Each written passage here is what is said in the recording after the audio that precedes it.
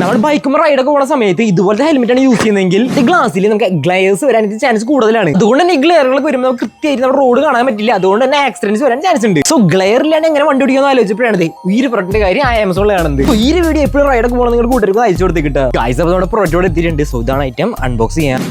ഇത് ഉപയോഗിക്കുന്നത് വെച്ചിട്ടുണ്ടെങ്കിൽ നമ്മുടെ നോർമൽ ഇതേപോലത്തെ ഹെൽമെറ്റ് യൂസ് ചെയ്യുന്ന സമയത്ത് ഓപ്പോസിറ്റ് വരുന്ന വണ്ടിയുടെ ലൈറ്റ് അടിച്ചിട്ട് ഗ്ലെയർസ് ഉണ്ടാവാൻ ചാൻസ് കൂടുതലാണ്. അതുവഴി നമുക്ക് ആക്സിഡന്റ്സ് ഉണ്ടാവാൻ ചാൻസ് കൂടുതലാണ്. അതുകൊണ്ടാണ് ഈ കാണുന്ന പ്രൊഡക്റ്റ് ഞാൻ വാങ്ങിയത്.